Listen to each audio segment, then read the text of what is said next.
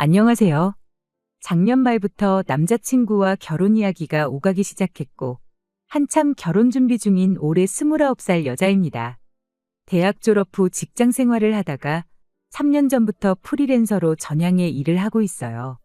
처음에는 이런저런 시행착오에 내가 옳은 결정을 내린 건가 자신을 의심하던 때도 있었지만, 지금은 다행히 어느 정도 자리가 잡혔네요. 이 일도 3년째 하고 있다 보니 고객이라 부를 만한 사람들도 생겼어요. 고정 수입이라 부를 만한 정도는 아니지만 그래도 매달 어느 정도는 안정적으로 들어오는 수입도 생기게 되었죠. 직업 특성상 수입이 들쑥날쑥한 편이긴 하지만 벌이가 나쁘냐고 물으신다면 그렇지만도 않다고 대답할 수 있습니다. 다 제가 하기 나름이라 생각하거든요. 아무리 회사가 안정적이라고들 하지만 요즘 같은 불경기에 평생 직장이 어디 있겠나요? 당장 제가 다니던 회사에서 알고 지내던 사람들도 요즘 회사 실적이 안 좋아서 정리해고당하면 어떡하냐고 벌벌 떨고 있는데, 자칫하다간 생각지도 못한 나이에 직장을 잃을 수도 있는 요즘 시대에 차라리 지금부터라도 고객들과 끈끈한 신뢰관계를 쌓고 있는 제가 더 나은가 싶을 때도 있고, 회사 뛰쳐나와 창업한 게 후회가 되지도 않아요. 고정 수입은 150 정도로 얼마 되지는 않는 편입니다. 하지만 제가 이욕심 좀 부리면 벌이가 좀 되는 편이죠. 안 그래도 결혼 이야기 나오고 나서 결혼 비용이나 좀 더 모아볼까 싶어 지지난달에 조금 열심히 했더니 한 500 정도 벌었더라고요. 도와주는 사람 하나 없으니 몸이 고되긴 하지만 벌면 또 엄청 버는구나 싶기도 한 게 제 직업입니다. 남자친구도 딱히 회사를 다니고 하는 게 아니에요. 인터넷 방송을 하는데 그게 직업이라면 직업이라 볼 수 있겠죠. 처음엔 결혼할 생각으로 시작한 연애다 보니 몰랐는데 보니까 그쪽 방면에선 또 나름 인기가 있기는 한가 보더라고요. 작년 초부터 해서 다른 인터넷 방송하는 분들이 남자친구랑 같이 합방 요청도 오고 그랬던 걸 보니 말이에요. 남자친구 벌이에 대해서는 결혼 이야기가 나오고 나서 그때 처음 알았어요. 그때까지만 해도 저는 인터넷 방송이라는 게 돈이 그렇게 되는 건지 몰랐습니다. 웬만한 직장인은 부럽다고 할 만큼 생각보다 짭짤했거든요. 물론 그 일을 몇 살까지 할 수 있겠냐 물으시면 뭐라 할 말이 없고 한순간에 망해버릴 수도 있는 게 그쪽 업계라지만 저 역시 프리랜서로 일을 하고 있는 상황에 그걸 가지고 남자친구한테 안정적인 직장을 구하라는 건 말도 안 된다는 생각이었어요.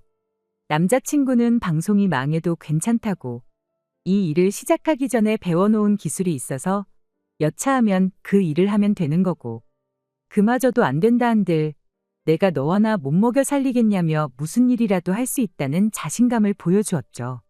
그렇게 결혼도 결심하게 되었던 겁니다. 저나 남자친구나 하는 일이 일이다 보니 서로 사는 집을 사무실처럼 쓰면서 살고 있었어요. 그만큼 일하는 데 있어서 장소에 제약을 받는 편은 아니거든요.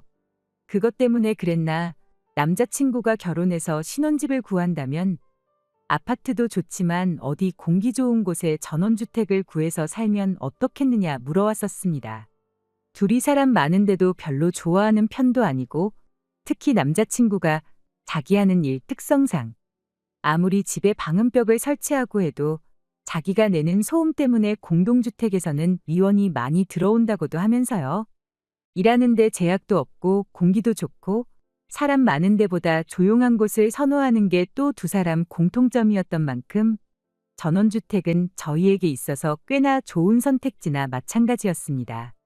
그런데 그 집을 알아보는 과정에서 일이 터지고 말았어요. 남자친구한테 아래로 동생이 한 명 있거든요. 저한테는 시누이가 될 사람이죠.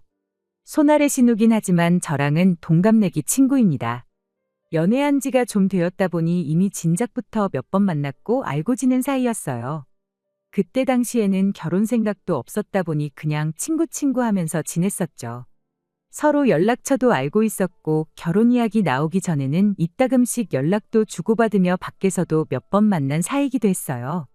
이 예비 신우가 만나던 남자친구랑 안 좋게 헤어지면서 살기 싫으니 어쩌니 하면서 핸드폰 번호도 바꿔버리고 잠수를 탄 적이 있었는데 그때부터 연락이 뜸해져서 이후로는 만나지도 못하고 연락도 없이 지냈었습니다. 남자친구랑 여동생이 사이가 좋냐고 물은다면 그냥 평범한 사이라고 대답할 수 있겠네요. 왜 남매들 있는 집 보면 대충 비슷비슷하잖아요. 저게 사이가 좋은 건지 나쁜 건지. 한참 때는 제가 있는 자리에서 서로 육두문자 섞어가면서 욕하는 꼴도 보고 그랬어요. 예비신우가 사귀던 남자친구랑 헤어지고 중내사내 하면서 힘들어할 때는 남자친구가 지 혼자 열받아서 그 자식 내 눈에 띄면 아주 혼쭐을 내주겠다고 술 먹고 화내고 그랬었는데 그런 거 보면 그냥 애틋했다가도 철천치 원수가 되는 그런 평범한 남매 사이구나 싶었습니다. 저도 위로 오빠가 있으니 그런 사이가 무슨 사이인지는 충분히 공감이 갔어요. 남매 있는 집은 다 똑같구나 싶었죠. 아무튼 이렇게 저희가 결혼 준비를 막 시작한 상황에 전혀 생각도 못한 소식을 듣게 되었습니다. 바로 저희 결혼하고 얼마 지나지 않아서 예비신우도 결혼식을 올릴 수도 있다는 소리였어요. 그때 남자친구랑 헤어지고 나서 연락 없이 지냈다 보니 새로 연애를 시작했는지 그런 것도 전혀 모르는 상황이었는데 알고 보니 제 남자친구랑 같이 인터넷 방송 합방하고 그랬다는 사람하고 만나고 있었던 겁니다. 그리고 그때 또 알게 된 사실이 하나 있는데 그 사람이 남자친구랑 대학 시절부터 친하게 지냈던 사이였다는 사실이었습니다. 괜히 합방을 하고 그런 게 아니라 둘이 인연이 있다 보니 그렇게 같이 방송을 하고 그랬던 거죠. 그리고 그 예비신우와 결혼한다는 그 남자는 사실 옛날부터 예비신우한테 관심이 있었던 거고 방송으로 재회를 하게 되면서 둘이 결혼 이야기까지 나온 그런 사이가 돼버린 겁니다. 거기까지야 사실 제가 신경 쓸 것도 없는 이야기였어요.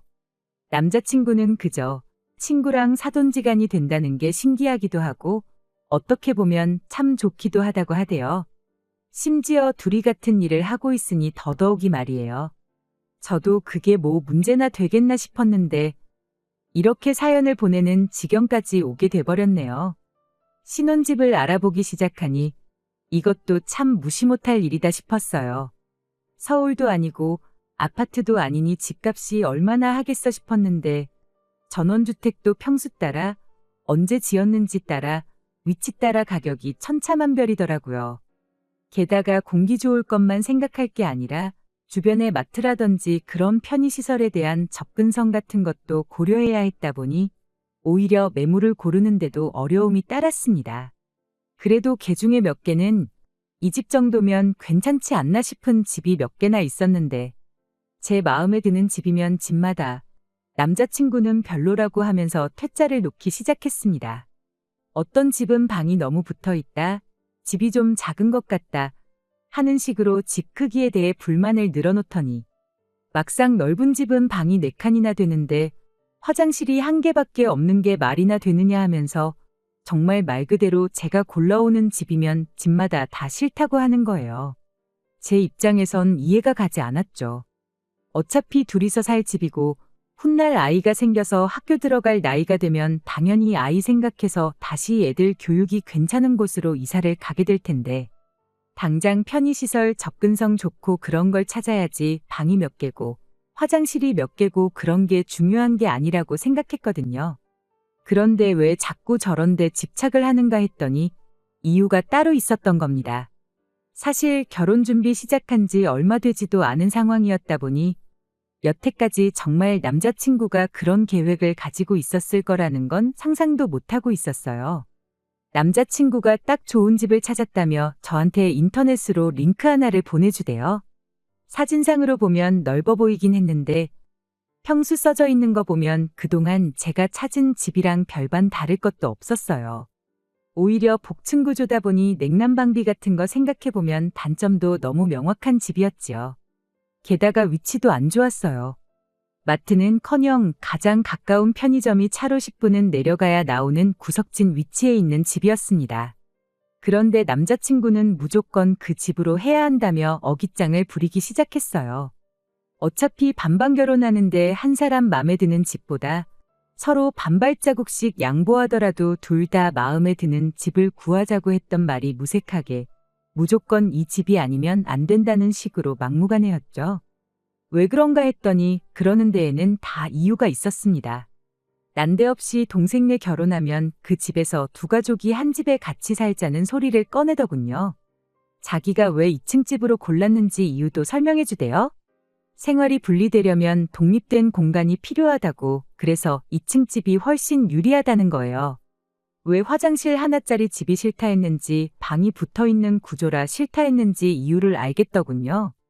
보여준 집이 복층이지 2층 집이 아닌 거 모르냐고 따졌더니 방 구조 못 봤냐고.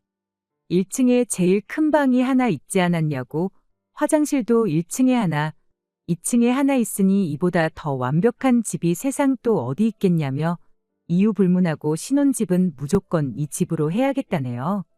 2층에 방이 3개 몰려 있는데 그럼 동생네는 방을 3개나 쓰고 우리는 방 1개만 쓰는 게 말이나 되냐 했더니 방 1개는 동생네가 쓰게 만들고 남은 방 2개는 자기가, 하나는 자기 친구가 인터넷 방송하는 공간으로 꾸밀 계획이랍니다.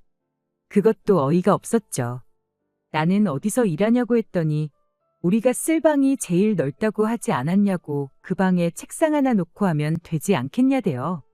그냥 적당해 보이는 집을 인터넷에서 찾아 저한테 보여준 건 줄 알았는데 남자친구가 말하는 걸 듣자 하니 이미 예비 신혼애랑은 말이 다 끝난 상황인 것처럼 보였어요.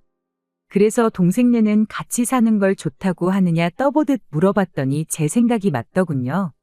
전원주택 집값이 좀 비싸면 어떠냐고, 4명이 모아서 살 텐데. 관리비가 많이 나오면 또 어떠냐고, 4명이 벌어서 내게 될 텐데 하고는 금전적으로도 무조건 이득인 거 모르겠냐 하대요. 어차피 예비신우랑 둘이 친구 먹고 지내던 사이 아니냐고, 나도 친구가 내 매제가 될 줄은 몰랐다며. 친구끼리 사는데 다툴 일이 뭐가 있겠냐. 지금은 이상하게 들릴지라도 막상 살고 보면 후회할 일 없을 거다 하면서 뜬구름 잡는 소리를 쏟아내기 시작하는 거예요. 몇 번을 싫다고 대답했지만 살아보면 마음이 달라질 거라는 대답밖에 못하는 인간한테 말을 더 꺼내봐야 무슨 소용이 있겠나요. 하도 어이가 없어서 그냥 이야기 안 끝내고 집으로 돌아가 버린 뒤 그 뒤로 한동안 오는 연락도 다 무시하고 있었어요. 그리고 며칠이 지난 얼마 전 남자친구가 할 말이 있으니 연락 좀 받으라고 사정사정을 하길래 이제야 마음 바꾸고 사과를 하는 줄 알았는데 그것마저 저희 착각에 불과했습니다. 어디서 방이 6개나 되는 더 크고 더 비싼 집을 찾아와서는 너도 사무실 하나 만들어줄 테니 이제 마음 좀 바꿔달라 설득을 하기 시작하네요. 듣다 제가 이젠 더는 안 되겠다 싶어서 누가 사무실 생기면 같이 살겠다 했냐고, 그렇게 동생네랑 같이 살고 싶으면 너나 실컷 살아라 한마디 해줬습니다.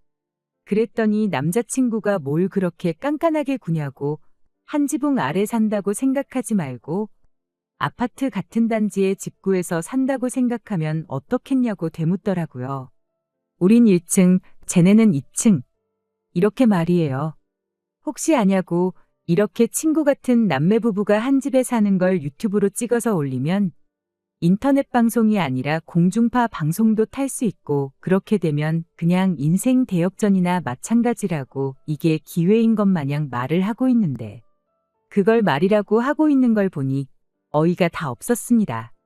암만 싫다고 말해도 남자친구는 기어이 예비신우랑 지 친구랑 한 집에 살아야겠다고 끝까지 고집을 부리대요. 결국 그렇게 전화 끊어버리고 이렇게 사연 보내는 지금까지 또 연락을 안 하고 지내고 있어요. 싫다는데도 뭐 이렇게 억지를 부려대는지, 꼭 싫다는 사람 억지로 마음 돌려서까지 결혼을 하려는지 모르겠네요. 그냥 신세한탄이라도 해보려고 이렇게 사연을 보내봤습니다.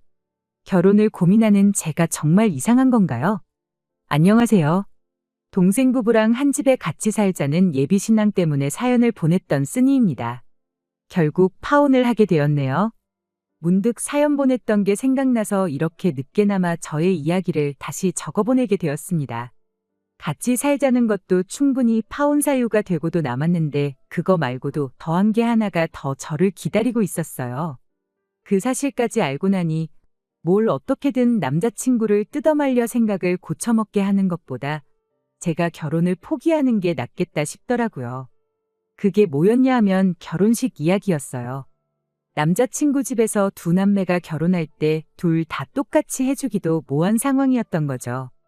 돈이 애매하게 있었다 보니 누구는 더 주고 누구는 덜 주고 했다간 남매 간의 우애가 갈라지지는 않을까 그게 걱정이었답니다.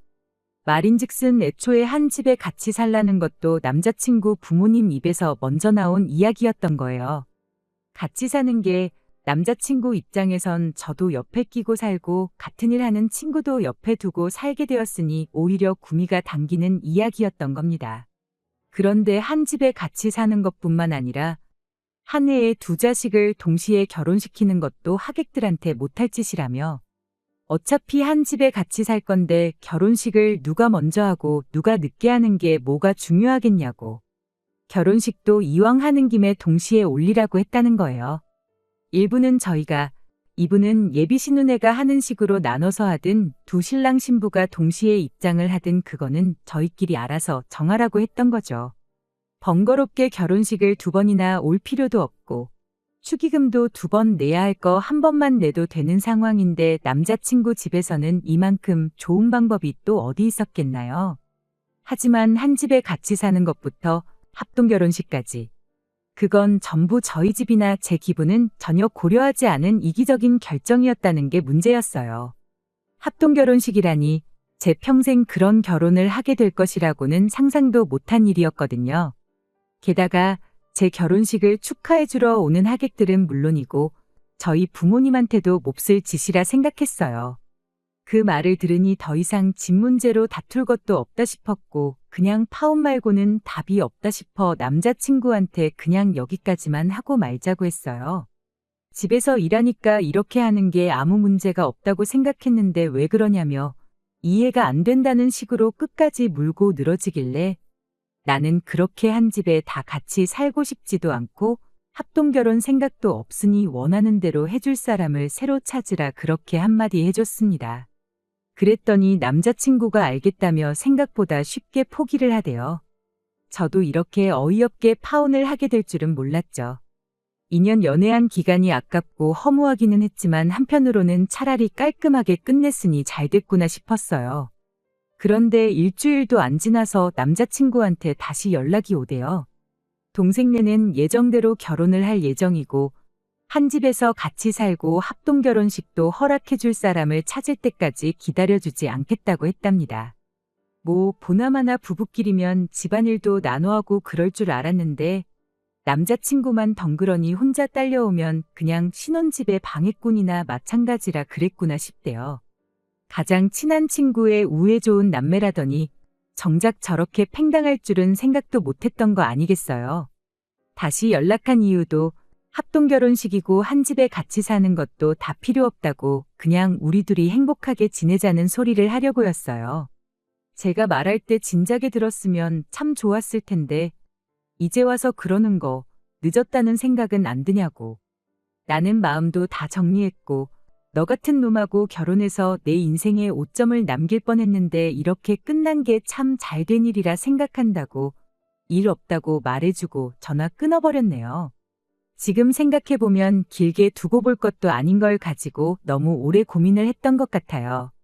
그래도 마지막에 가서 남자친구 혼자만 낙동강 오리알이 돼버린 꼴을 보니 제 속 하나만큼은 정말 후련하네요.